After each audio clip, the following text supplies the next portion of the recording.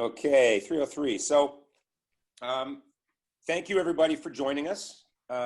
We wanted to do something a little bit different than the usual fare where I do one and Seychelle does one, and actually Seychelle suggested that we do one together. We talked about some topics and we came up with technique in doing some video analysis of each doing, like picking a couple of paddlers and doing some video analysis together with them, just like we do when we're at a training camp. And for those of you that have been to a training camp with us, so that's like June and Tim. I don't know who else is with us. I guess just June and Tim who are with us today have been to a camp where we've done video analysis together. It's a lot of fun. It's works really well. Seychelle and I agree on, I would say 95% of the things that we discuss, and we learn from each other. Like, you know, she'll say something that makes me stop and think whether I agree with it or not. And I'll often learn things from, you know, her perspective. So it's really fun to do that in a training camp, and I think it works good for all the paddlers who are involved. So we thought we would do this together on Zoom and see how it worked out. And it gives everyone a chance to you know, see how we approach analyzing video. That would set you guys up better to analyze your own video.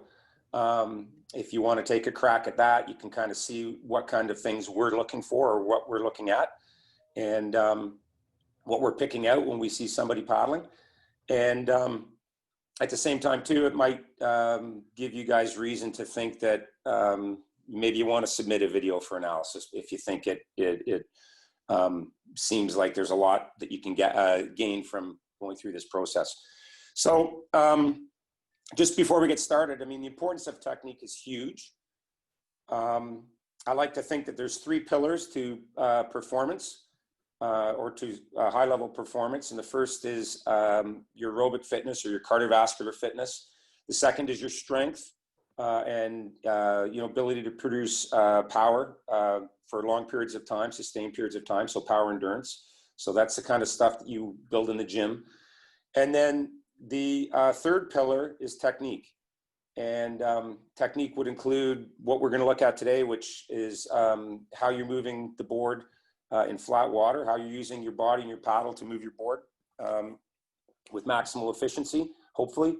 But it also includes all the skill that, in my mind, it includes all the skill that you need if you're going to be out in the ocean and maximizing what the conditions can offer you. So we won't look at that today, but I just, that's why I say there's only three pillars, is I just include all that skill into the, you know, the technique part of it too. Like it's, you know, there's the technique of downwinding or paddling in big side chop or whatever. So, but I like to think that there's three pillars to performance, and technique is a huge one. And and then just before we start, I'll do it really briefly. Seychelle's probably rolling her eyes already, thinking I'm going to talk too long. We want to keep this to about an hour today. So I do want to just go over this really briefly. The approach that we take when we look at your technique isn't to have some notion of a cookie cutter technique where everyone has to look the same and, you know, move the exact same way. We're all different shapes and sizes. We all have different strengths and weaknesses. And so really what we ought to be doing is maximizing our physical abilities when we're paddling. And because we're all different and all have different strengths and weaknesses, it stands to reason that we might be paddling a little bit differently. But there are certain things that we should be trying to accomplish with our paddle to move our board through the water with maximal efficiency. So just to quickly run through what those things are. The first is that we always want to be pulling ourselves by the paddle. So we want to reach out with our paddle, gather water on the blade of our paddle, and hold it there so that our blade is essentially stuck in the water or set in the water in that position. And then we actually pull our board past the paddle. That's what moves us forward through the water. We're not pulling our paddle through the water. The second thing is that we want to use big muscles preferentially over small muscles. So if we think of the biggest muscles available, we're thinking of muscles in our legs, muscles in our torso, like our core area, the big upper body muscles like our back, as opposed to tiny muscles like our arms. That's the easiest way to summarize it. So big muscles preferentially over small muscles. The third kind of fundamental that we want to try to do is we want to try to find a way to use our body weight to our advantage. So the first way we can think about body weight is that if we can use body weight and gravity, the force of gravity, in addition to our muscles, it's going to add to the force that we can exert against the fully loaded paddle. And at the same time, the use of body weight is going to mean that we're relying a little bit less on our muscles alone, because we're using body weight and gravity. So that's one way that body weight is important. The second way is that if we can get our body weight off of the board when we're loading our paddle and onto the paddle, it lightens the weight that's on the board, which means the board will sit higher in the water, and a board that's sitting higher in the water has less resistance to forward movement through the water. So essentially it's going to skip across the surface of the water more rather than sit deep in the water and plow through it. So that's how body weight helps us. So we want to try to use our body weight. We want to do as much as we possibly can with a positive blade angle. Now that doesn't mean that the more blade angle that we have in a positive sense, the better, because Seychelle and I both probably talked today about, not reaching too much. There is an ideal distance that you should reach. But what it means is that we want to do stuff with a positive blade angle, do our work with a positive blade angle, like when we enter the water and gather water on our blade through to where the blade's vertical. That's where we're most effective at accelerating our board. And as our blade passes through vertical and turns into a negative angle, there's diminishing returns. Our board will still accelerate, but it's accelerating at a rapidly decreasing rate. So the further it goes past vertical into negative, the less effective the stroke is. And so, it's really hard not to go into a negative blade angle.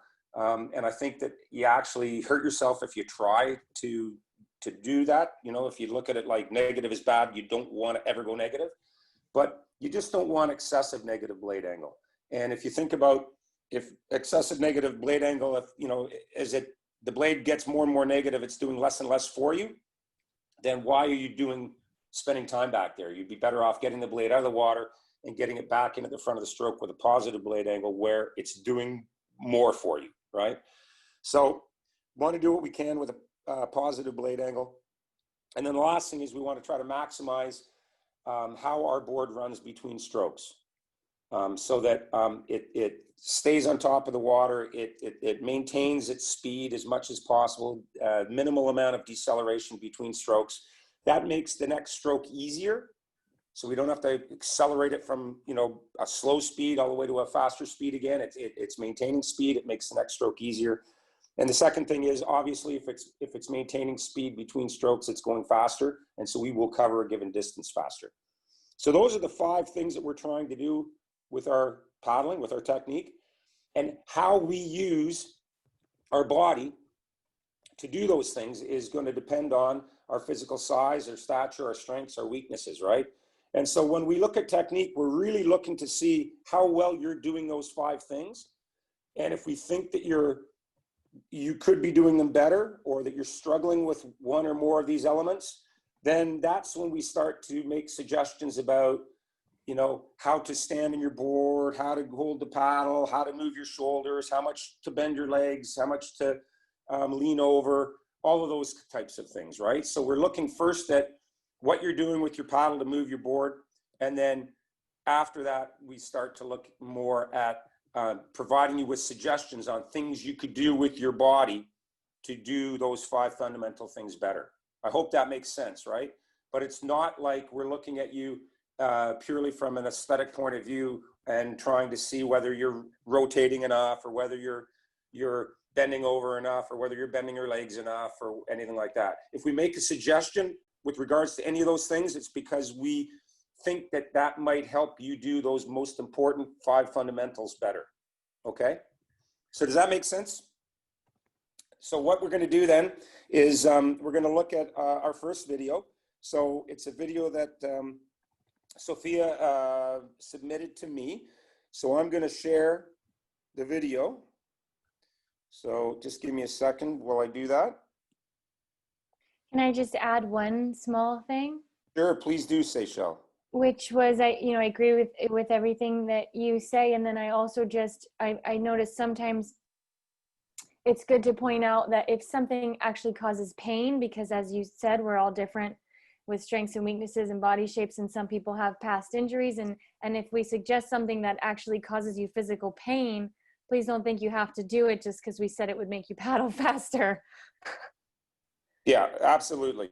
I mean, you're going to find that there are things that we might ask you to do that you can't do, and then we need to find another way to help you,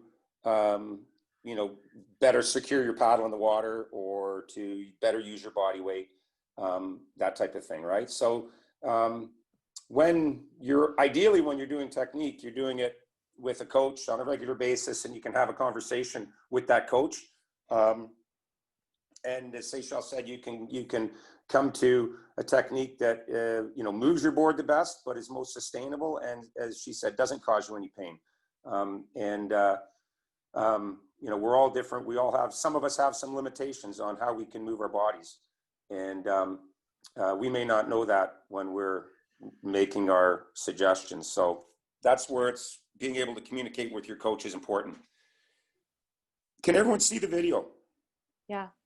Yeah, okay, so that's great. So this is Sofia. She sent me this video, and I'm just going to rewind to the beginning. So when I'm looking at a video, I like to just kind of play it from the beginning and just get a feel for the tempo that the paddler's paddling with, the rhythm that they seem to have, how well their board seems to sit up on top of the water and skip across the surface of the water, how smooth it runs. Does each stroke seem to have a lot of pop and really make the board accelerate? So I'm watching this, and the stroke looks really fluid. Looks like she's getting a lot of her body into the stroke, which is great. And it seems to run really smoothly. She seems to have a good reach and be using, all of her body in her stroke. So that's great. So my first impressions would be really good.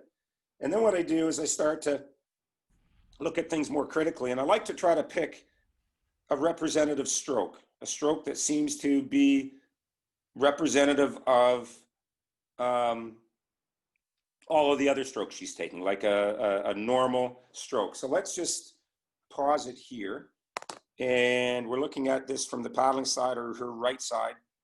And I'm going to make it a little bit bigger so we can see it better. So she's right in front of the camera here, and she looks pretty consistent when she's paddling. So I have a high degree of confidence that this stroke here that we're looking at is going to be a typical stroke. And so now what I like to do is I like to sort of start to look at things kind of frame by frame. So we're just going to do a stroke cycle. And so here she is extending forward. And she's got, in her setup, she's got a positive blade angle. She's got, one of the things I like to look for is she's got good flexion in her ankles. So you can see she's got some good flexion in her ankles there. It looks to me like her body is sort of leaning forward. If I look at the line of her shin and then her upper body, they're close to being parallel. So, I get the impression that she's leaning forward into her stroke, even though the blade isn't in the water yet, which makes me, if I had to guess where her center of mass would be, I'd say it was just in front of her body, which is a good thing, because if the center of mass is in front of her body, it means that she's not balanced over flat feet, right? Her body weight's not balanced over her feet being flat. It's actually, her body weight is a little bit further forward, like she's in a bit of an unstable, unsteady position, and feels like she might topple forward if she continues to lean any further forward with her body. Now, it's obviously toppling forward and either doing a face plant into the water or landing, falling onto the deck of your board is not a good thing to do. It's not a desirable thing. But if we can get that weight that's going forward to be taken by the paddle, so if the paddle can go in the water and take all that body weight, that's a very good thing. And it means that we're doing a really good job of getting body weight on the blade right at the front of the stroke as quickly as possible. Now, in order to do that, we just have to make sure that when her blade goes in the water, it gets buried as quickly as possible. Okay, so let's look. There's her point of maximum reach. It's kind of right. I'm just going to make a little mark right there. And let's just see how much the blade travels before it actually gets buried. And it's going to be a bit of a guess to see where the blade is buried because she's a long way away from the camera here and I can't really make this any bigger. So let's just see. We'll get a better idea when we look at her left side because usually left and right are pretty similar. But let's just see. So right about there, I'd say the blade's buried. And she's still got some positive blade angle. Her blade didn't travel. Her blade didn't travel a great distance while she was burying the blade. So that's pretty good. So she got it buried fairly quickly. And because she had her body weight, forward in front of her toes, that means she's getting some good body weight on the blade right away. Okay, so that means that she's going to be able to lift the board up out of the water a little bit because she's loading her body weight onto the paddle and off of the board, unloading it off of the board. So that's a really good thing. And one of the most common mistakes that people make is they take too long to get the blade buried. So they contact the water and it takes far too long to get to this point where the blade's buried. A lot of people will be all the way back here to vertical or sometimes even past vertical before they're actually buried. So in this sense, she does a pretty good job. I might suggest that to do an even better job of getting body weight on the blade and to get a little bit more positive blade angle. And it'd be interesting to see what Seychelle says when she comments on it. I don't think I think she could reach a little bit further without overreaching. Not a lot, but what I found is that if you look at the angle of someone's body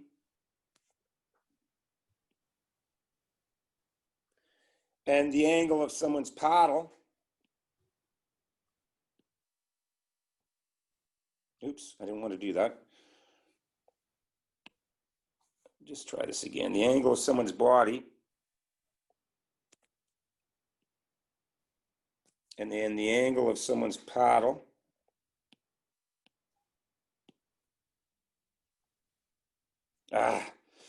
Well, we have to do it without the angle machine here, but basically, I like to see that angle and that angle. I found if the more similar they are, that seems to be, if there's some symmetry there, then that's probably a healthy reach. And if I just look at Sofia here, I think there's just a little bit, she could open up under there just a little bit more. So open up that angle, make it a little bit of a bigger angle.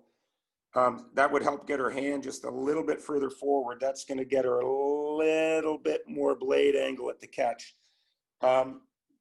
Again, we're talking a very small amount, and this is how to make, in my opinion, things even better than they already are, and it's already pretty good. So I think that would be something that might allow her to just get a little bit more positive angle and be in a little bit more of a precarious position with regards to her body weight, so that when the blade's going in the water, at that point, it's going to be taking even more of her body weight because she's going to feel her, it'll necessitate her center of mass moving from, from there a little bit further forward, maybe to there. Okay. And the other thing I think she could do to help with that is if I look at her right now, she's got this great ankle flexion. And then her bum is a little bit past her heels. Okay, like if I draw a line kind of down from the back of her bum, it's a little bit behind her heels. There's a bit of a space there. And I've seen people do a little bit better job of keeping their hips pressed forward as they go forward. And what that does is that allows them to be, so they end up standing in a really aggressive stance like that, where their hips aren't so far back out behind them. And that allows them to get their center of mass even further forward, which allows them to get more body weight on the blade immediately. It also helps people that don't do a good job of getting the blade buried quickly. It helps them get the blade buried more quickly. So that's a good thing to fix that issue, which Sofia doesn't have, but it would help her get more weight on her blade. And then the other thing, if you can have your hips nice and forward like this, when the blade gets buried, I'm just going to clear the lines here. When the blade gets buried and you start your pull, if your hip is a little bit further forward, it's got more ability to travel back, which is going to allow you to engage your hip to pull against the water that's loaded on your blade. And so you're going to get a chance to use your hips a bit more in the pulling, right from the catch, right from that positive blade angle. And that should translate. Remember, we want to use big muscles preferentially over small muscles. The hip is the most heavily muscled area of the body. So if we can use our hips a little bit more against our fully loaded blade for a little bit longer, that's going to help us. It should help us accelerate the board forward more. Okay, so the remedy for that, to get our hips a little bit further forward in this position right here, if you look, again, her bum is a little bit past her heels. It's not, she's definitely not sitting in a chair. A lot of times you'll see people, when they're reaching forward and to the water like this, they'll go down to the water with their blade by sticking their bum out behind them. And that's what gets them lower. They bend their knees more and they stick their bum out behind them. Almost as if there were a chair on the back of their board and they were going to plop their butt onto the chair. Now, Sofia's not doing that, but I think she could just have her hips a little bit further forward. So it just means, really aggressive ankle flexion. Think of your knees over your toes. And just as you're going forward in this position right here, just think of pushing your hips forward a little bit more, squeezing your glutes a little bit to push your hips forward, and just trying to hold them forward, like a fraction of a second longer, so that they're forward a little bit longer, and they're forward as your blade contacts the water. They're not, as you see, yours are moving back a little bit. See how you're crouching at your knees and they're moving back a little bit? Your hips are moving back a little bit. So you're just losing a little bit of potential to pull from your hips because you're a little bit of sitting in a chair, not much. Okay? So that's what I'm seeing at the front of the stroke. And then, and again, I'm taking something that's good, and I'm just looking at ways that we can potentially make it better. And then right here, she's got her blade buried, and what I like here is she continues to load body weight onto the blade. She continues to, so here she is, the blade's fully buried, and she's continuing to sort of collapse her body onto the blade. So she's continuing to, you can see she's going down, loading, more body weight on the blade. But she reaches a point about here where she can't load anymore. And what I like to do is I like to look at that line there of her back. If she continues to go down, continues to bend at the waist and continues to bend more in her legs, that line would change, right? The line would get flatter, right? But what we're going to see here is if I draw that line there and then I advance it frame by frame, she really only goes a little bit lower, not much. And so what's happening here is she stays down, the blade's continuing to move, she's still down, and now, only now, she's starting to come up, right? So let's go back to where her back's in that line, and let's just make a little mark of where the blade is in the water, okay? And let's just go through frame by frame and see where we can see her shoulders definitely starting to come up right now. So her blade, this isn't bad. There's people whose blades travel a lot more, but her blade traveled that distance. And the only thing that moved her blade over that distance were her hands and a little bit of rotation at her shoulders to move her hands, okay? So just watch her body. She's not coming up with her back. She's not reloading her hips forward underneath her body. She's just moving her arms, right? So if we talk right through there, just moving her arms, basically. Tiny bit of shoulder rotation to move their arms, but right there, can everyone see that that's only arm movement there? And because just moving your arms, we want to use big muscles preferentially over small muscles. If you're just moving your arms, you're not using big muscles, the biggest muscles that are available. So my advice here would be, at this point right here, she's finished loading. She's not loading any more weight onto the blade. She's not generating any more force by falling down with her body weight on the blade. She can't move her hips any more further back. So at this point, what she should be doing is she should be coming up with her back. She should be reloading her hips forward underneath her body, almost as if she was moving her hips towards her paddling side hand. And she should be starting, as she's doing that, to straighten her legs a bit more, okay? Obviously not straightening them out so that they're perfectly straight, but starting to straighten them back up to where they are at her catch, okay? And you can see she does that when she gets to about here. Now her back's starting to come up. Her hips staying out behind her though. She's doing a lot of coming up with her low back, the muscles in her low back, and her hips are staying kind of way out behind her heels. So this would be a more forceful movement if she initiated it when she was right here. If she, instead of coming up with her shoulders by using the tiny muscles at the base of her back, which really are not for lifting, they're for posture. Think about it every time you go and to the hardware store, to the home garden center, and you buy a big bag of something, the friendly guy there working there will tell you, use your legs to lift, not your back, right? It's because these muscles aren't made for lifting.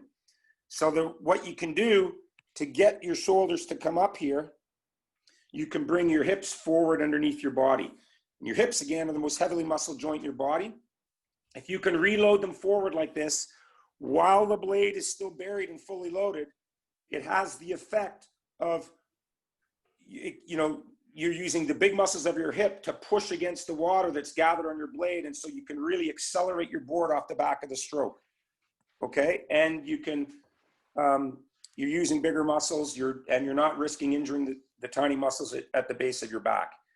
So if she can do that and reload her hips forward while the blade's still buried, she's gonna get a much better acceleration off the back of her stroke, and she'll probably see the board sort of surging forward off the back of the stroke, okay?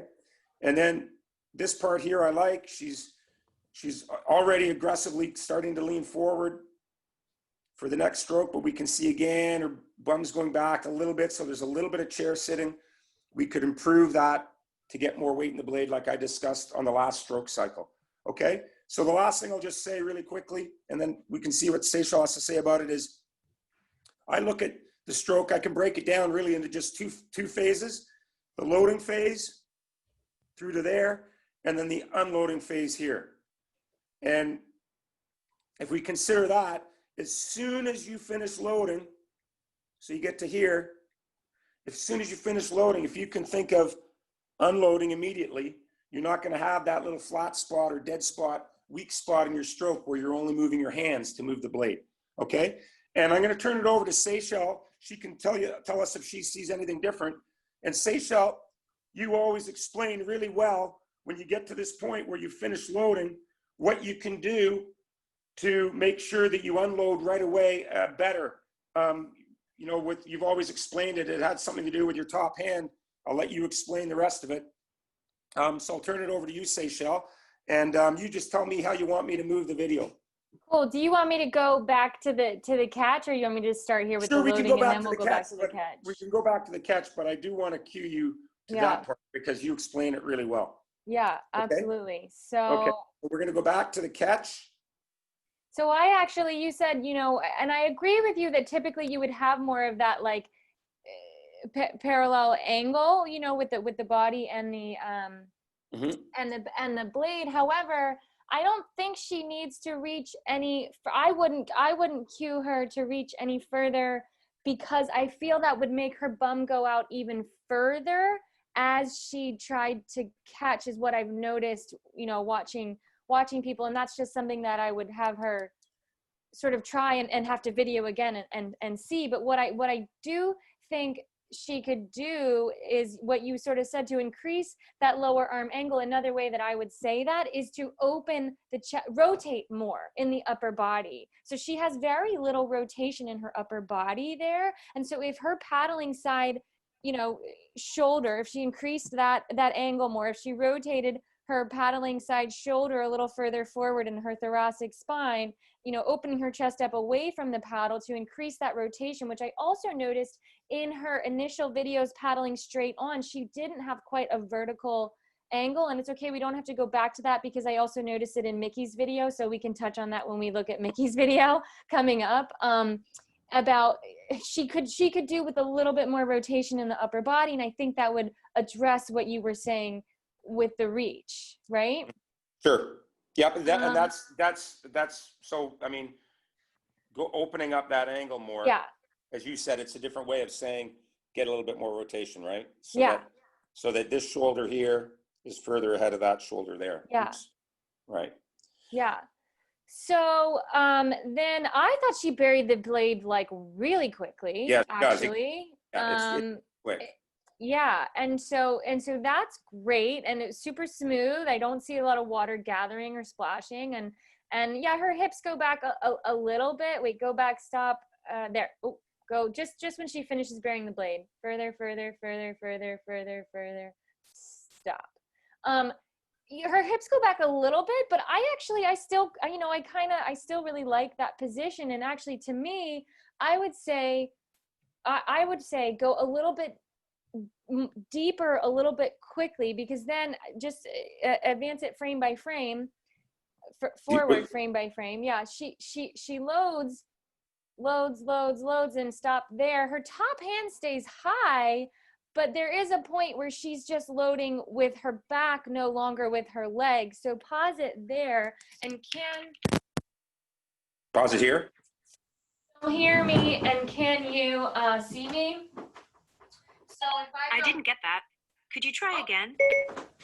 Siri's talking to me. Can you guys still hear me and see me? Yes. Yeah? Okay. Siri started talking to me. So I'm not at my house right now. I'm at my sister-in-law's house, but you were talking about that ankle flexion. So if she had a little bit of ankle flexion at the catch, but normally what I would see in order to get maybe that a little bit deeper is actually just a little bit more of that ankle. A little bit more of that ankle flexion would help her keep those hips further forward, rather than she's getting a little bit deeper.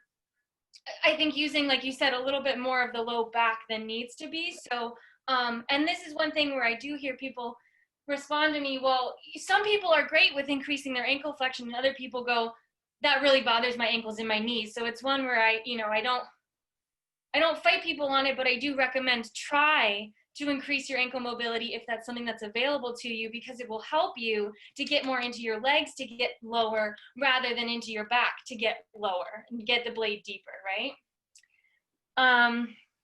So then I would say from that point where you just were, she could start unloading, go reverse it like 3, right? one more frame. I would say she could start unloading even here. I don't think her blade's fully buried. And so, like, and I agree with you. I think about it as loading and unloading. And I almost think, for myself personally, I want to be fully loaded, like not at the catch, but like as soon as my blade is fully buried as deeply and quickly as possible, like I'm fully loaded, and I'm starting to unload, because the unload is the pull, is the power. And so, like you said, driving the hips forward, that's going to be, using the back of the legs rather than she's here kind of lowering down. And yeah, how do I avoid what you said? How do I avoid that part where it's just arms? I like to think of keeping that top hand right in front of your face. So if you advance it frame by frame from here, where she just loads, there's back, and now arms, right? So if her top hand actually does stay pretty high, but her body got pretty low, right? Like, so I would like to see her chest actually up just a little bit, and that top hand staying right in front of the face. But her top hand, what you see a lot of people do when they go just arms is like, literally the top hand like goes down here. The top hand will go way down there. Yeah, and so she does a pretty good job of actually keeping that top hand high and maintaining a pretty good blade angle, actually. I just think I agree with you. She loads a lot into, or you said she unloads a lot into the back, rather than using the powerful leg muscles So like, to start unloading sooner. Like in this spot, Seychelle, I like what you said about open chest. So if she could think about at this point, keeping the top hand high, trying to squeeze her glutes and reload her hips forward. And as you said, think about like a really open chest, so that as she's trying to squeeze her glutes and bring her hips forward, she's thinking about opening up her chest and standing up a little bit as well. If you do those two things together, I think you're going to end up using your hips more to drive this motion rather than use your low back.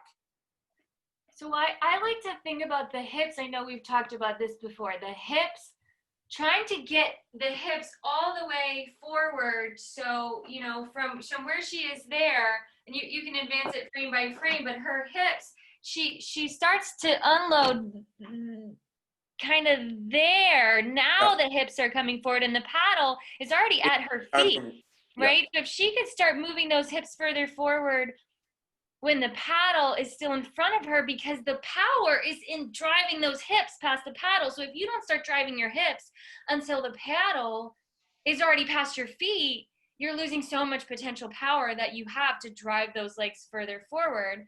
And so having the hips and think about, I like to think about it like a hip extension, right? Like I can basically go into a position like the bottom of like a kettlebell swing, and then if I flex my ankles, my hips are over my heels rather than out behind me. And so that's the position I like to think of being in. And so then the pull, I like to think of literally a giant hip extension, just driving those hips forward and being stood back up before, as much as you can, before the paddle comes out of the water. So Sofia, one of the things we were talking about is at the very beginning was, doing as much as you can with positive blade angle, or with a blade angle that isn't excessively negative. And right here, where Seychelle's suggesting that you start your unloading, your actual blade is very close to vertical. Your shaft is a little negative, but because there's that 10-degree offset between the blade and the shaft, your blade is very close to vertical. If you started to unload here, as Seychelle suggested, you'd be unloading with a blade that not only is in front of your body, and so you can still be pulling yourself to the paddle, but it's much closer to vertical, so it's going to be much more effective at accelerating the blade forward. When you wait, and you wait back here before you're starting to come up with your back, and your hips even haven't started to move yet, not only is the blade closer to your body, and it's a lot harder to push yourself past the paddle. I mean, if you do the exit well, you do push yourself past the paddle, but it's a lot harder to push yourself past the paddle than it is to pull yourself to it. And the second thing is, anything you're going to do with your paddle here is at a much more negative blade angle, which isn't as effective. Okay. And then the last thing is, the blade is right now starting to come out of the water and your hips are still behind you. So your blade is half buried now, and now it's right out of the water, and your hips are still behind you. Only just now are they starting to reload forward. And if you stand on your board in perfectly calm water and your board's not moving, if you go into this position with your bum out behind you and you take your blade out of the water and then you move your hips forward to this position, again, with the blade out of the water the whole time, you will actually see your board will jerk backwards. And so when you're actually paddling, if you are here and the blade is almost out of the water or partly out of the water, when you start to reload your hips forward, you're actually breaking some of the forward run of the board off of the exit. Okay. So this just reiterates what Seychelle was saying about starting your unloading a little bit earlier, when your blade's further, more in front of you, more vertical. And if you can start to, like she was saying, use your chest, use your hips, and keeping that top hand high to unload a little bit sooner, you'll get a lot more acceleration off the back of your stroke. Cool. Anything more to add, Seychelle? I think that was good. Okay, so we're not going to, just in the sake of time, we're not going to look at the right side. But if you want, Sophia, I'll take a look at both sides, and I'll just send you a little summary, maybe a little video off of QuickTime, so that you can get a fuller picture of, front and back and both sides. Okay, but Seychelle, I'm going to stop sharing my screen now, and you can share yours, and we'll look at the video that you have. Okay, great. I have a video from Mickey. Okay, so let me just unshare this. Which, by the way, Sophia and Mickey, thank you so much for volunteering your bodies for this Zoom session. We really appreciate it. Thank you guys and ladies. It was really a good opportunity. So thank you so much. It was really useful. Honestly. Are you still looking at my screen, guys? I am, yeah. Okay, I've got to figure out how I can unshare it here. Tim, you got any suggestions? Seychelle, you should just be able to start to share, right? I can't until he stops. All right, hang on. I've lost my, this is the first time I've gone from this on the iPad. There's a little icon at the top, a little red icon. Should I click that? Usually there's a stop share button. Yeah, I'm doing it on an iPad though. Yeah, Oh, you're on the, I've never done it on an iPad. Laptop. Oh, here we go. Oh, here we go. Go to application. Here we go. Yeah. There you go. I'm out. Okay, I'm good. Okay. I don't know whether Tim did that or it just happened on its own. So. air traffic controller. Oh, you're the man. Okay, I can't check the little optimize screen share buttons, Tim. Sorry, I'm trying. But you know what? I'm just going to go ahead and share Okay. my whole screen. Yep, I got you. So, can make this bigger. Can you guys still see the video in my screen? Yep. Yeah. Okay, cool. So, one of the first things that we can just play through, this is her paddling straight on video, and my 3 videos are separate videos, and I don't have the Coach's Eye app like Larry does, but I can go through frame by frame. So the first thing that we actually we can talk about here that's a little bit different in Mickey's videos is paddling straight on is also important too. One of the first things that that we do in our paddling in setting up our stroke, I'm going to go one more further forward, and I'm just going to pause right as her paddle is touching the water, and I can't zoom in anymore. Can you guys still see that okay? Yep. Yeah. Okay. So I want to look at this this blade angle here, and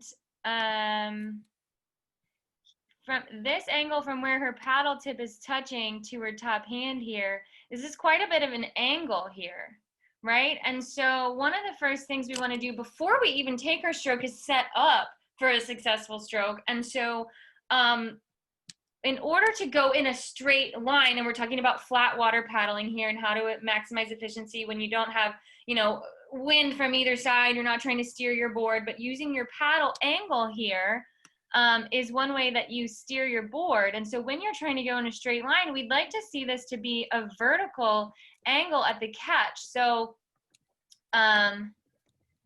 so she's got quite a bit of an angle here, and I did look through this video, and I compared almost all of the strokes are similar to this at the setup, where the top hand is actually sort of still like over this, not quite the center of the board, but not over the edge of the board where it would need to be to make that a vertical paddle at the catch, which is what's going to set her up for paddling in a straight line. And so we're talking about the fastest speed between 2 points is in a straight line, right? So if we're zigzagging all over the place, we're going to be slower just because we're zigzagging all over the place and we're having to change sides all the time. So we want to maximize paddling in a straight line. And so the other thing, so she needs to get this top hand just outside, both hands to be just outside the edge of the board. This bottom hand is just outside the edge of the board. The top hand is not. And then the other thing I see here is there's several inches or centimeters, whichever one you measure in, between where her paddle tip is touching and the edge of the board. And I know it's small and I know it's hard to see this here, but this paddle tip, you don't want to be smashing the side of your board, but another way that you can help yourself get that vertical angle of your shaft is by having the paddle tip going in just on the edge of the board, right? So the paddle tip and both hands are just right outside the edge of the board, all in a line. And how do I make that happen is actually with the rotation of my body. And so we talked about, you know, how Sophia could get a better angle at the catch by actually rotating, and I think Mickey could here as well by rotating her upper body and that paddling side, you know, further forward, and this you know, as much as you can using the upper back, the thoracic spine to rotate, but a lot of us are tight there, so that paddling side hip can go a little bit further forward too, because you don't want to just be leaning over to the side to make that happen. But you do want to Seychelle, I'm just going to yeah. interrupt for a second. Yeah. I totally agree with everything you're saying.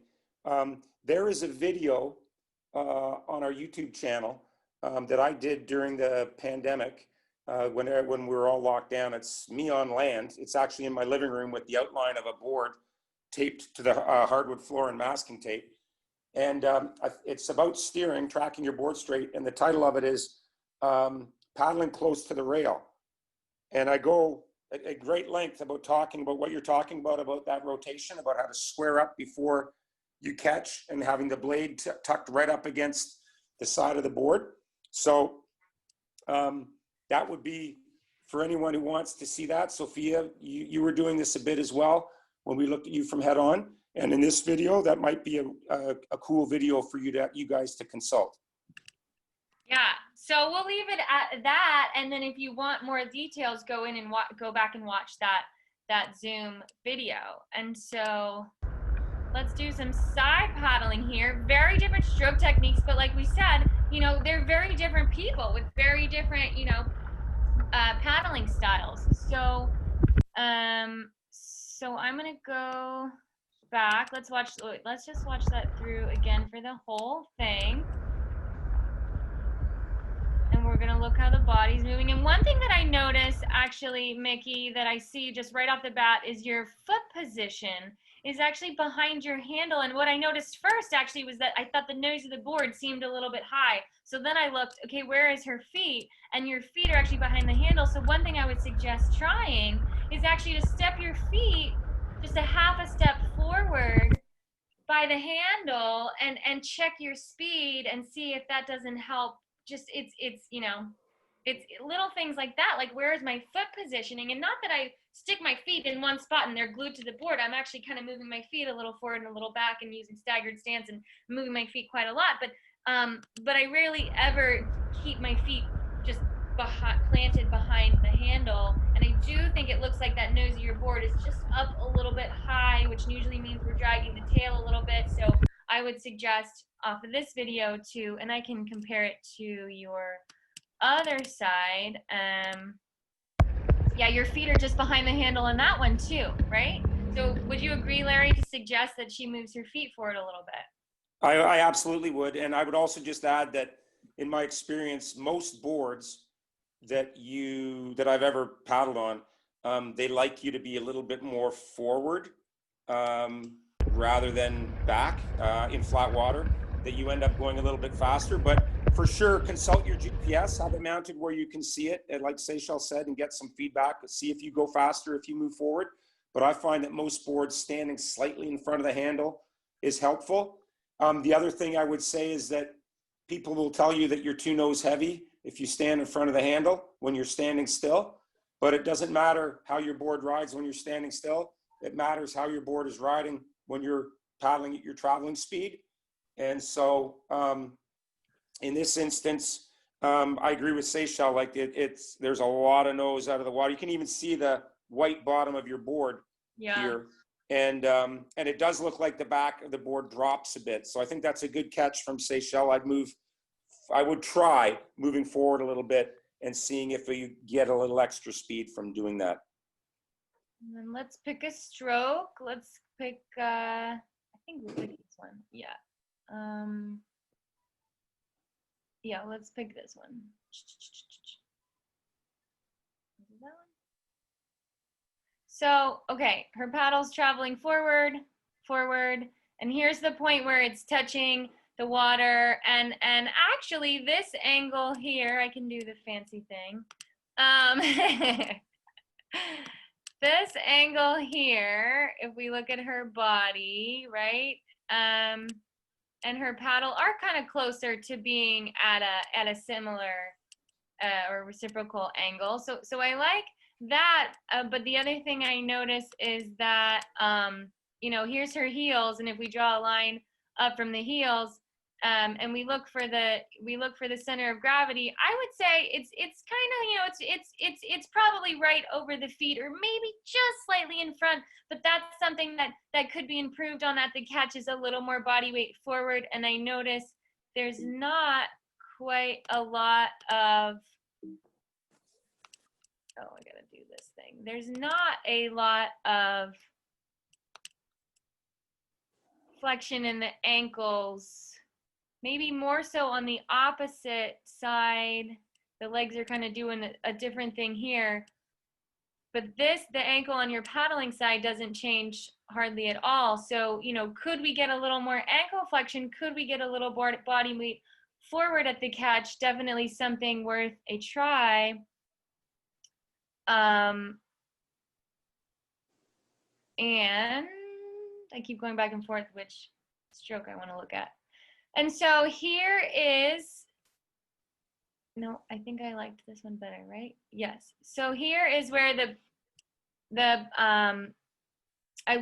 same as Larry, I like to look at the point where the paddle tip is touching the water, right? And, you know, could she reach a little bit further? Could she rotate a little bit more? We already discussed, yeah, she definitely could rotate a little bit more, and maybe that would improve the reach a little bit. And I don't necessarily think it's about, you know, how far you reach. I think it's about how far forward you can set your blade. And so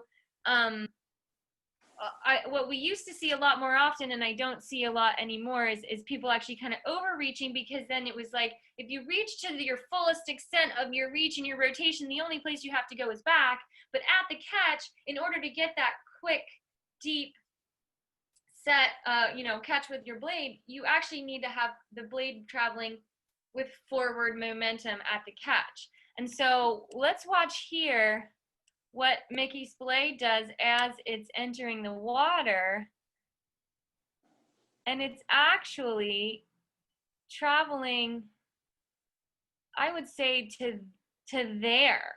you know, before it's actually fully buried. We could maybe say here, but it took quite a bit of time to get buried, and it's because I don't see a lot of, I see her body moving. So I look at how long it takes the paddle to enter the water, and then I look at what's the body doing to make that happen.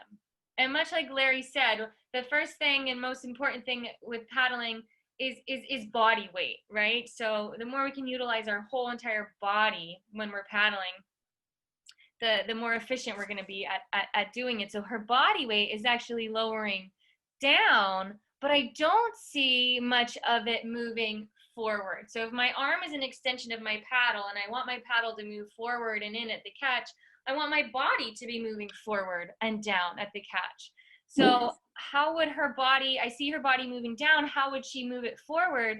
I would again suggest experimenting with her legs here. Again, you can see there's a little bit of ankle flexion, but not a lot. I would suggest at the catch, bending a little bit more at the ankles to lower forward and in with that paddle. Seychelle, could I just say something? Absolutely. I agree with everything you're saying. And the reason I want to speak up now is because we're at this point in the video and it saves you having to try to find it again. If you go back just when the blade tip is at the, just touching the water. So in this position, I agree with you about ankle flexion. And when I look at sort of angles, I really think it looks good and easy to have the appropriate amount of ankle flexion when the angle from your ankle to your knee is similar to the angle of from your hip to your shoulders. So you're talking about. And so in this instance, Mickey's bending more at the waist than she is at her ankles. And I would also say that to get, I agree with you, to get the blade buried more quickly, if you can get, the lower you can get, the easier it is to get the blade in the water more quickly, right? Because you're lower to the water. And so one of the ways to get lower is to bend your ankles a bit more. When you bend your ankles a bit more, it tends to ask you to bend your knees a bit more too. So you're basically, you know, lowering your hips closer to the water a little bit, which is going to help. And I would also say that, you know, most people, I think, instinctively, when they start to paddle, they think about bending forward and reaching kind of from the waist. And yes, they'll rotate their shoulders to try to reach further forward, but it's all kind of coming from the upper body. And what I've found over the last number of years is I've thought more and more about ankle flexion, and Seychelle's really into ankle flexion as well, is that when you start getting more ankle flexion, essentially you're reaching forward from your feet. And if you reach forward from your feet, it really helps you get weight on your paddle right away at the catch.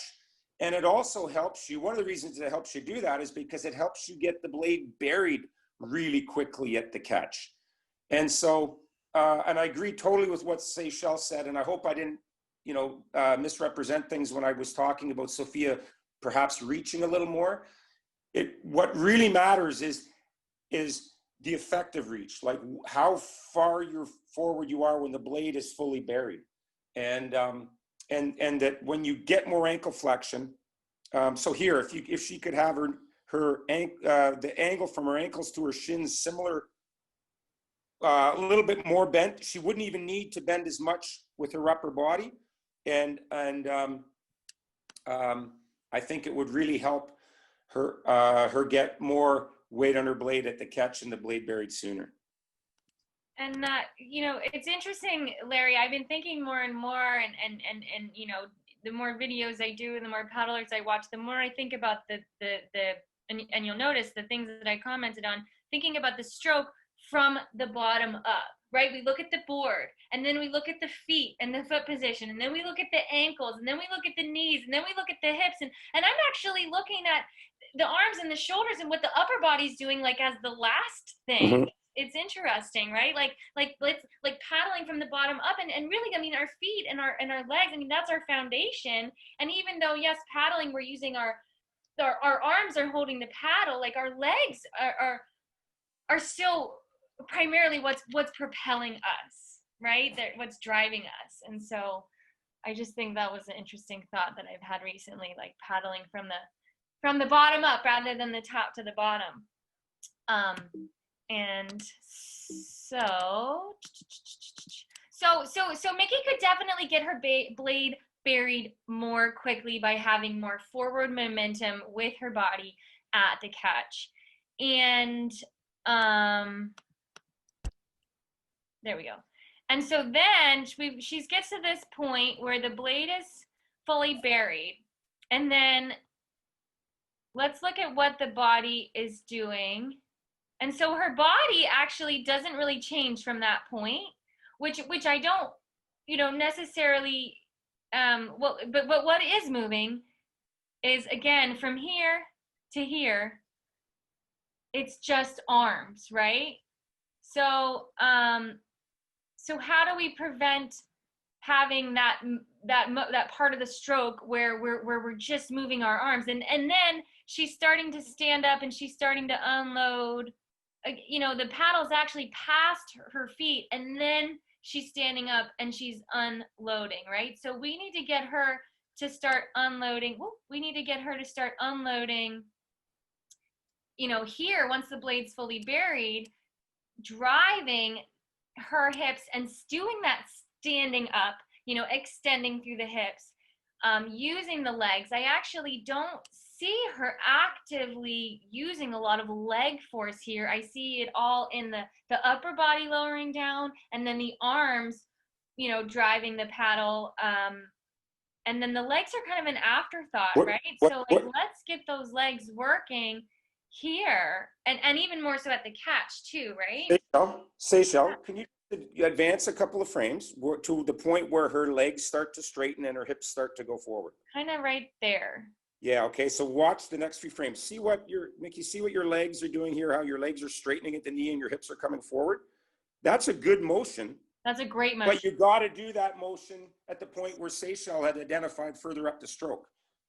That's what you want to be doing right here with your legs and your hips.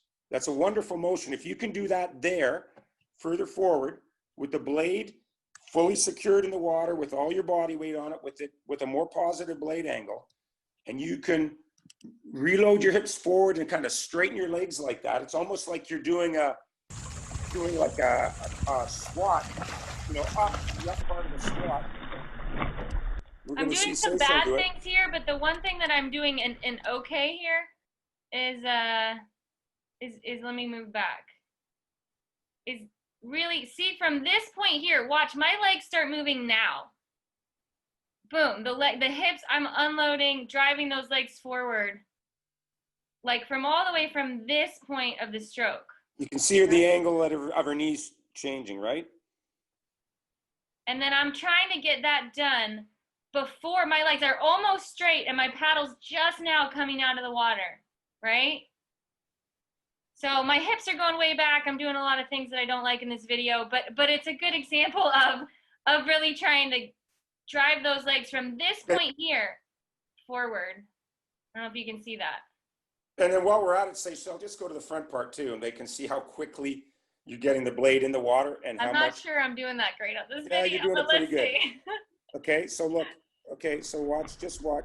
Let me go back. You go to the next stroke. Oh, okay, hold on. Yeah. Oh, because I'm in Dropbox now. It's not letting me in. Oh, okay. Right frame. So, okay, so right here. Okay, well, look at the ankle flexion.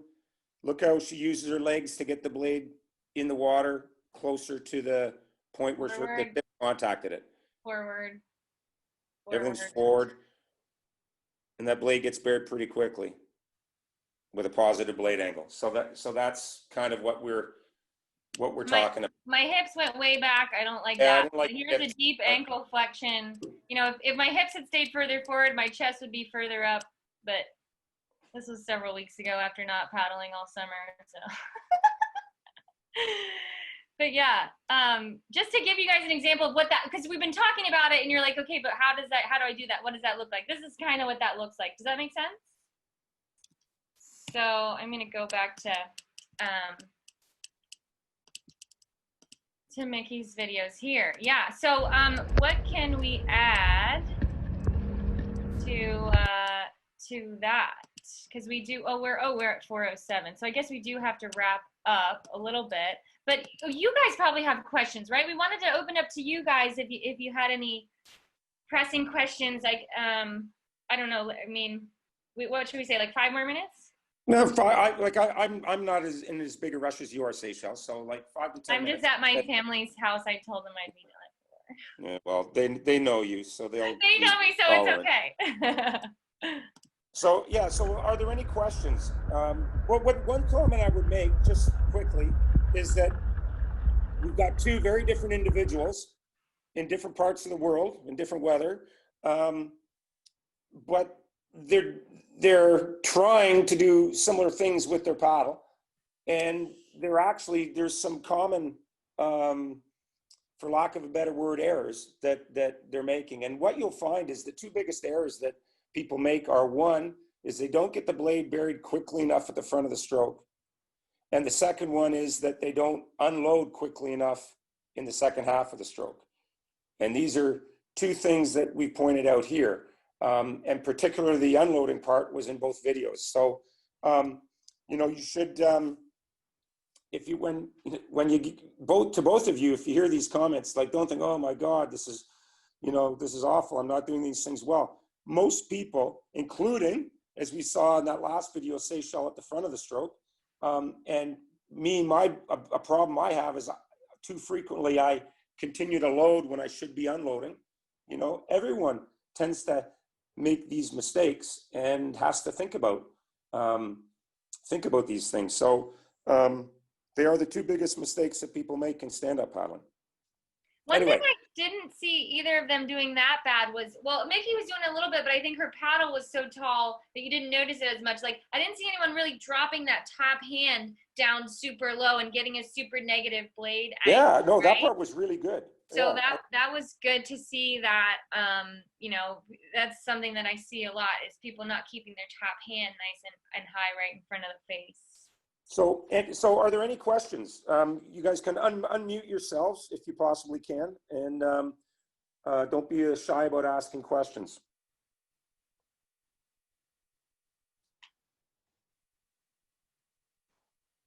So I have a question. So in the videos I sent in, I did a few takes, but so I've been doing something different over the last year with my feet, and I noticed in those videos I was kind of standing pretty like square on, but to extend that reach between my hip and use these muscles more, I've been kind of shimmying my feet so I can get more reach to kind of get forward more. But I'm not sure if that's a proper thing to do. It feels good. And we're on the ocean a lot, so we get a lot of we usually tend to get wind and a lot of chop. We're a little tide dependent too, so it's always switching up. But I found a little bit that if my paddle's on my right side, if I have my right foot forward, I think it is, and my left foot back a little bit, I'm able to reach a little bit more, which I wasn't necessarily doing in those videos. It's interesting because, yeah, when you said that, I went back and looked at your video, and you actually have a slight stagger with your paddling side foot forward, which is the opposite of what most people would do. With a stagger, the paddling side foot would be back in order to be able to facilitate getting your body weight a little further forward. Gotcha. So, Larry, what do you think about that? Yeah, I mean, again, this is something that I think you need to experiment with. A stance is a very personal thing, whether you're parallel or whether you're staggered. I truthfully find there's some advantages to having a slight stagger. A part of it comes from my background in a canoe, but part of it too is that, I'm just gonna see if I can, I'm on an iPad, this thing is falling around. Well, I try to demonstrate this, I don't be able to, but basically what I find is that if my hips are staggered, if my stance is staggered with my paddling side foot back, so when I'm paddling on the right, if my right hip is back a little bit, I don't know if you can see this space where my hand is here, there's a big open area in front of my my hips on the right side. And that makes it really easy to rotate forward and kind of fill that area. Okay, so I find that I have lots of room to rotate forward. If my hips if my stance is parallel and my hips are parallel, I feel like I have a little less room when I go to rotate forward like that, because I feel like my hip bone, my iliac crest here, that part of your bone, the hip that goes like that, kind of gets in the way as I try to reach forward. And if I feel like I have the opposite stagger, that my right foot is forward when I'm paddling on the right, I really feel like I get jammed up in this part of my body as I go forward. So I actually feel like, for me, it's harder to reach if I have the stagger that you're talking about. Now, maybe you're confused because you're on land and you're not standing on your board, and maybe you do have the same stagger that Seychelle is describing and that I'm describing, or maybe you don't. What I'd suggest is that you play around with parallel stance, staggered stance, and the stagger, like the stagger that we're talking about, and the stagger with the opposite stagger, and see what feels better to try and do the things that Seychelle was suggesting, and try to do that in flat water before you try to do it in the ocean. Typically, it is the paddling side foot slightly back. Yeah, but just play with it, and if you possibly can, if you have a GPS, mount the GPS on your board where you can see it while you're paddling, and you can get some real-time feedback from the GPS that's going to tell you that, oh, I'm faster with a parallel stance. Oh, I'm faster with a stagger with the paddling side foot back. You know, and it might give you the information that you're looking for about which stance is better or more helpful. So Neil is asking a couple of good questions in the chat box, and he said, what about getting up on the balls of your feet while reaching for the catch and being in a static position, ? I don't understand exactly the static position, but I can answer what I think about getting up on the balls of your feet while reaching for the catch. So sometimes I've noticed when I'm really trying to exaggerate getting my body weight forward and onto the blade, the heels do lift. So I think if that's happening for you, that's a good thing that you really are getting body weight forward and onto the blade. However, I don't think that that's a way that you want to train your body to paddle, to constantly be lifting up your heels. So if you're doing that in to really try and train and feel what it feels like to get your body weight forward and get the body weight on the blade, and again, if it's like in a drill and an exaggeration and the heels are lifting, I think it's good, because I know that you're attempting to get the right thing. And yes, that happens to me sometimes when I'm exaggerating and I'm going really hard, but I wouldn't say that you always want to have being up on the balls of your feet and lifting your heels. I would agree with that. I think that a lot of the times it feels like your weight's forward. It's like up on your toes or certainly on the front part of your foot, the balls of your feet, but your heels are still on the board. My heels are always on the board, or they're like a millimeter off the board. Like if I took this piece of paper and I put it under my heel, I'd be able to pull it out easily when I'm forward at the catch. Like there's no weight on my heels, but my heels are still on the board. I'm not like coming up every stroke, as opposed to standing, on my board where my weight is distributed evenly across my foot from front to back, and I wouldn't be able to pull the paper out from under my heel because all my weight would be pushing it down. So you are forward. Your weight is more on the balls of your foot than your heels, but I think generally your heels are still sort of on the board. You're not going up under the balls of your feet and back down under your heels. I would agree with Seychelle. And I think that just presents problems when you get into big rough water and things like that. You want to have a good base of support and be, you want to minimize the amount of moving around to a degree, so you can feel stable. And that might be excessive. You don't want to feel like your weight is all in your toes either. In your toes, you're just doing this like death grip thing, right? Like the weight is going on to your paddle. Yeah. That's the goal. Yeah, I agree. Also, instead of rolling up on your toes, think of it as flexing at the ankles to transfer the body weight onto the paddle. Yep, agreed. because that's, I mean, it took me a little bit to get that. And then also what I've begun to now learn is if the feet are flat, you transfer the weight via flexion onto the paddle, then getting the movement of the hips and unloading is actually easier. It's more fluid. Yeah. Yeah, because it's like body weight on the blade, body weight back underneath me, body weight on the blade, and it's just, and rather than thinking about 12 different steps, I'm literally just thinking about moving my body weight.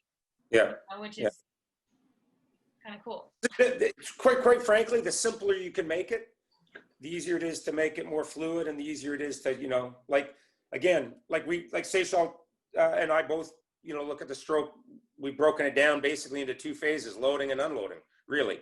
You know, it just becomes a lot easier to think about things if it's just the simpler it is, you know? So I think that's a good observation, Mark. Great. Anybody else? Thomas, I can see you're trying to talk, but I can't hear you. Hi. Can you hear me now? Yeah. Yeah. Hey. Hey, how's it going? So when I go for a catch, every time I go for my catch, I always like try to squat, like always went in that deep squat and like my weight's on my heels. So do you once you have the catch, I know you want to keep the hips forward, right? Kind of like, because when I paddle, I always paddle like this, right? And so do you want me to kind of like go forward more like this versus, but like once I go forward, do you want me to kind of hit back and then extend, or just like go forward and, you know what I mean? I think I know what you're saying. So I'm going to just give, if I can, a little demo here. If you can see my feet. Yeah. Okay. So if like you're saying you like go back into a squat, right? And so like my weight is in my heels, my knees are over my heels, and my hips are back. So if I go into this position right here, whoop, and I literally, the only thing I change is I flex my ankles. Now my weight, my hips are forward. Nothing in this changed except for that, right? So maybe what you're doing, if you're doing like a squat, right? Instead of like do, you know, almost do like that squat position, because that's going to keep your spine in a really safe neutral position, and that's going to load your legs up rather than your back. But then at the ankles, and that's what's going to get your body weight. You notice I fell forward. That's that body weight being aggressive at the catch. Does that make sense, Thomas? Does that help? Right. And then then from there, you're not going any lower. You're actually just pulling those hips forward and doing a hip extension. Right. So like coming up from that squat, right? You don't need to go any lower after your blade's fully buried. Would you agree, Larry? Does that make sense? Yeah, I think that was a really good demonstration, Seychelle. And I just think that, you know, I'm hearing what Thomas is saying, and as he's saying it, I'm actually visualizing paddling beside Connor, and Connor actually paddles kind of like Thomas is describing. He kind of squats down to the impression I get is he really squats down to catch, and it is, you know, his bum comes back a bit to do it. And so, you know, it just demonstrates the point that there's lots of different ways to approach this. But, you know, what I would say about being forward like Seychelle demonstrated is that it's just a way to try to help you get more weight on your blade more quickly at the front of your stroke, and get the blade buried more quickly at the front of your stroke. You know, where the more you can do that, in theory, the more advantageous it is. And the more you're using everything you possibly can in your stroke. So, you know, but like everyone has a unique way of doing it. And all I could suggest is that you know, if you understand what Seychelle was demonstrating, that you try it, you experiment with it, and, you know, pick some workouts that are sort of a technical focus, that aren't, you know, where you're trying to do like high intensity stuff, and play with it and see what your GPS is telling you about how fast you're going. You know, does it allow you to gain a little bit of speed? Does it feel like you got a little bit more oomph at the catch? And, you know, does it feel like it's because you're using a little bit more body weight that maybe it's, you know, it's not that much more effort for the extra speed that you gain. If you start to get indicators like that, then it's probably a positive thing for you to, you know, to continue to play with. But, you know, I mean, if you try it over you know, like you know, 3 or 4 or 5 technical workouts, and you really don't see that it's getting into the position that Seychelle described as doing it for you, then, you know, maybe there's other things that you're doing that are really good and that you don't need to do that. Because I know Connor doesn't do that as much as Seychelle just demonstrated. You know, he has a bit of a different approach, and no one's going to argue with how successful he's been. So, you know, it just goes to show that we're all different and there's no cookie cutter approach to technique. I hope that answer helped. And then I'm supposed to tell everybody I'm doing a clinic on Friday in Key West. And Larry, I don't know, do you have any plugs about upcoming stuff? Well, I mean, I'm stuck in Canada and we can't travel because of, we can't go to the US or anywhere else for that matter because of COVID. So no clinics from my end, but unless you live in Canada. But I am going to be launching something in the coming weeks. It's going to be like a technique thing. It's like an 8-week technique program where you basically work closely with me, like in Zoom conferences like this, and looking at your video over 8 weeks. And I'll actually structure your training so that technique's more the focus than grinding out workouts. Because I do think that the big thing that's missing for all of us as stand-up paddle athletes is rarely do you have a coach beside you every day. And in the background I came from, which was sprint canoe, we had coaches with us all the time. And in fact, if you guys know of Andrei Krator, who's a Russian sup paddler who's doing really well this year. He's ripping it up in the virtual paddle league and that APP 50-meter challenge thing. He comes from a 200-meter C1 background, and he actually retired from canoe competition, but he spent this past season in China coaching the women's canoe team, and he was their technique coach. So he didn't even write the programming. All he did was he got on the water with them every single day and helped them with technique. And if you compare that to stand-up paddling, where we look at a video and then you're on your own again, you know, that's one thing that's missing and for most people in the coaching model. So I am going to try to offer something like that to try to change that as much as you can from a remote, you know, basis, and like we're doing today. And so there'll be news about that in coming weeks.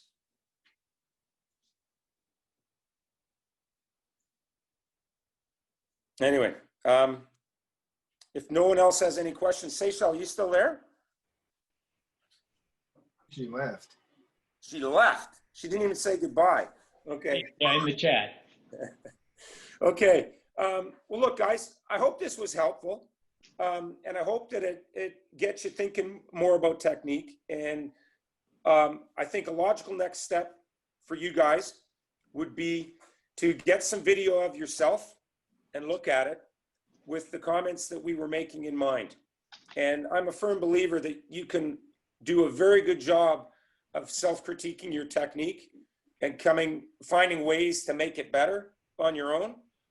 But if you do need help, that's what coaches are for, and you can book a video analysis with Seychelle or me, and we'd be happy to help you, okay? And, but we really wanted to help you understand how important technique is, help you understand some of the main, you know, principles that we kind of coach by and that you can paddle by, identify a couple of the most common errors, and give you some tools so that you're better equipped to do your own video analysis, okay? So thank you for joining us, guys, and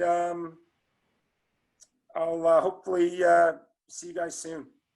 All right, sound good. Thank you. See Okay. you soon.